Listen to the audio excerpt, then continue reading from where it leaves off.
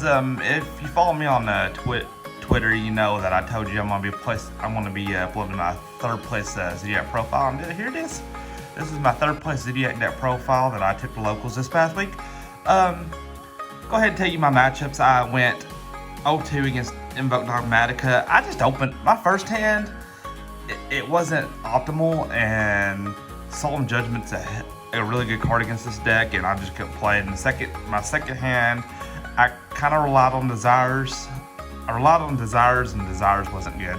But after that, it just seems like after that, everything went to kicking on all cylinders. I went 2-0 and 2-1 against Dragon Link, and I went 2-1 against Dragon Link. So I got third place for that. If I could have 2-0'd, I think I could have got second. But you know what? Regardless, let's go on with the deck profile, and I'll kind of tell you a couple things I might consider changing on in the future. For the Zoodiac lineup, Rap here, 3 Ram, 3 Whiptail, 3 Feral Blade, 10 Zoodiac monsters. I got my deck inspiration from Pack. To be honest with you guys, I've never read a Zoodiac card in my life. I've played against it before. Back when I very first started, but I never have read a Zoodiac card in my life, and this was a good experience to learn. But a lot of people are probably like, how'd you lose that Dogmatica matchup? How'd you lose it? I think there's probably stuff I could have done, but it was just learning the cards. But yeah, these 10 were fine. They did their purpose. I was pretty fortunate, like I said, after round 1, I've seen at least a Zoodiac in my hand, and any Zoodiac card is full combo. For the other subpar Zoodiac cards, I played the 3 Fire Formation Tinky. This just gets the Zoodiac card really just to get your rat, so it's 4 copies of the rat, and then I played the 1 Barrage. I've never seen this, but the one time I seen it come in clutch, it would actually let me push for game. But I guess that's probably why it's at 1. For the hand trap lineup, because I didn't play Dogmatic, I just played Pure. I played 3 Dimensional Shifter, 3 of the Ash Blossom and Joyous Spring. MVP is this card right here, Ghost Mourner and Moonlit Chill. Against Dragon Link, I would hold myself with this in hand and wait until and look at their hand state. And when they would make, generally when they made Romulus, I would Ghost Ogre it, and a lot of times that they passed on that.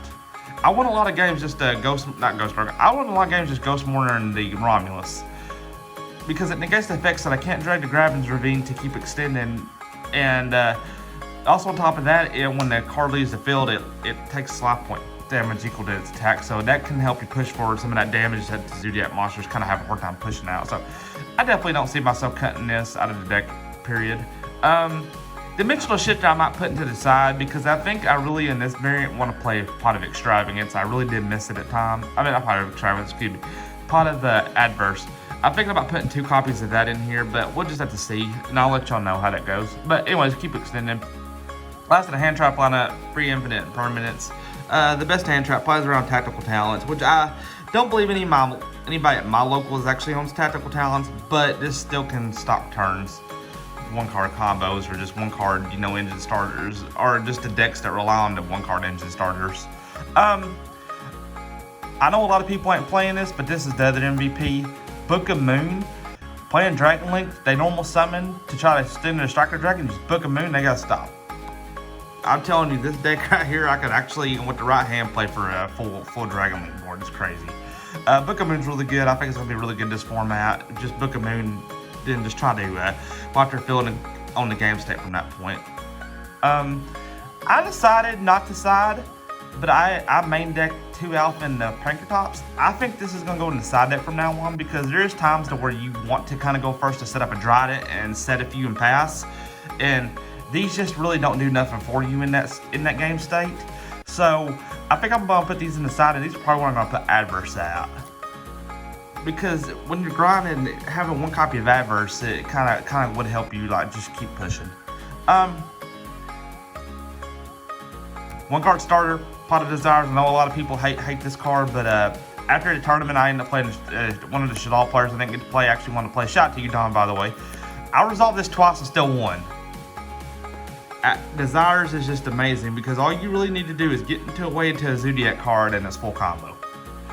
I played the 1 Call by the Grave. I'm thinking about cutting it.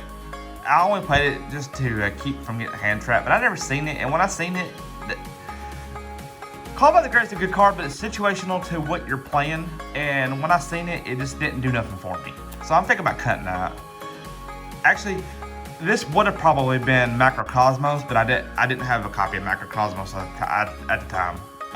Feather Duster, obviously, I'm gonna still main that. I mained 3 Dry Dragon's Prism and 3 Solemn Strike. What you guys could do differently is these could be Cosmic Cyclones, and you can put these in the side because this is still a hell of a card. It's just it's just situational, and this should be in everybody's deck. I don't care what anybody says. You should be running 3 of it. Solemn Strike is really good. This format always a warning. I do not have warning. Hopefully by the time the locals comes up, I will be able to have a couple warnings by then. We're going on a extra deck.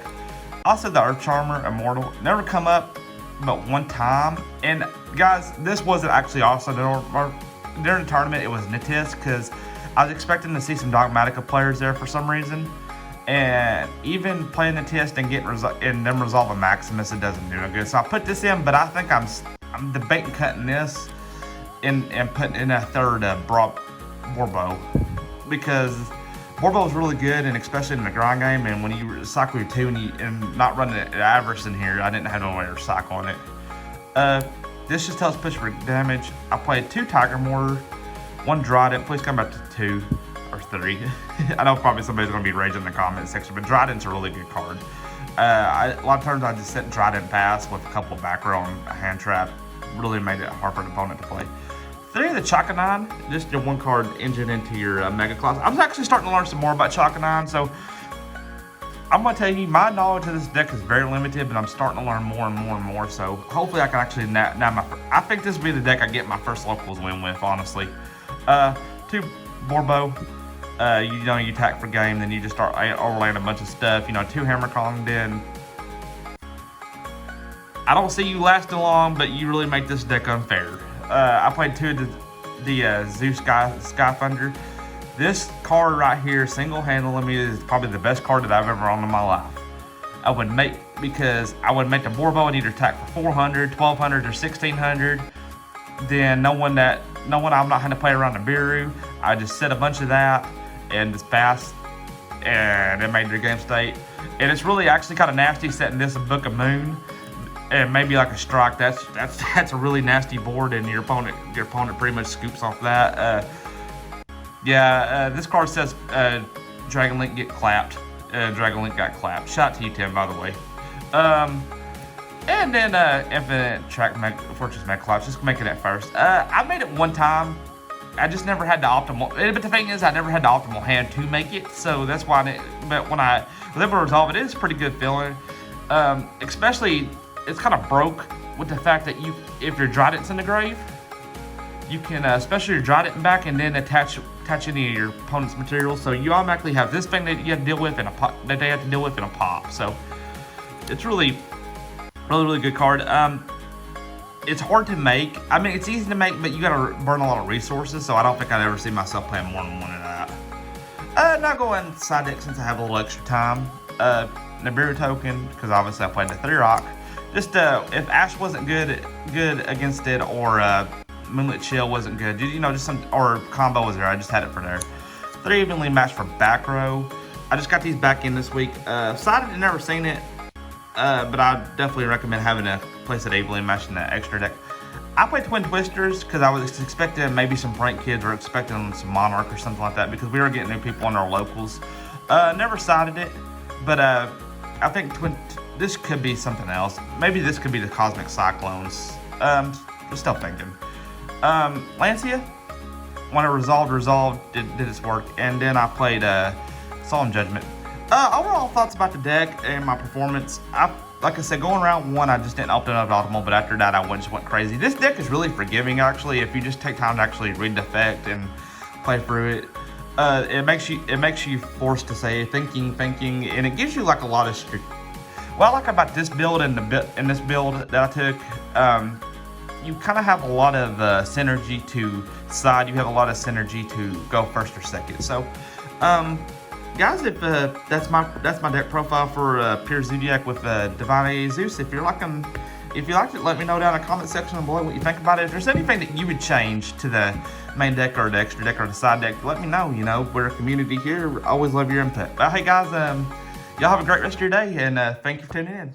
I feel the waves cut through me, hypnotized by the sounds I'm breathing in. Hold tight, can't make